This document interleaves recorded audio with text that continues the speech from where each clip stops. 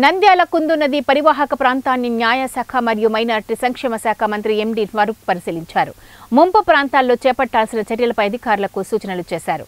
మంత్రి ఆదేశాలతో వరద ముంపు ప్రాంతాల్లో అవసరమైన ఆహారం, త్రాగునీరు సరఫరా గురించి ఆరా తీశారు. స్థానిక నాయకుల ద్వారా ఎప్పటికప్పుడు మంత్రి ఫరూక్ వివరాలను తెలుసుకుంటున్నారు. విద్యుత్ సరఫరాకు ఎలాంటి ఇబ్బంది లేకుండా చర్యలు చేపట్టాలని అన్నారు.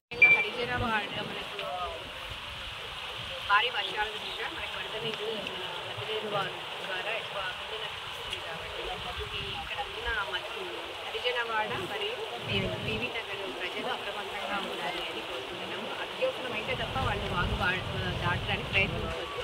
దాటాలి అంటే కూడా ఖచ్చితంగా ఇక్కడ ఉండే అధికారులను తీసుకొని వచ్చి ఎవరి సహాయంతో అయినా కానీ రావాలి. అంతే తప్ప వాళ్ళు ఇక్కడ రాకుండా అలర్ట్గా ఉండాలి. ఎందుకంటే మనకి ఇది ఇంకా సమయం వచ్చే కొద్దీ ఇది ఉధృతి పెరిగే ఛాన్సెస్ ఉంటాయి కాబట్టి దయచేసి ప్రజలు కూడా సహకరించాలని కోరుకుంటున్నాను. One town, Nandyal town, Bhimavaram, PV Nagar కాలనీవాసులందరికీ తెలియజేయడం ఏమనగా ఎటువంటి ఇంపార్టెంట్ పనులున్నా ఏ పనులున్నా కూడా ఈ వాగు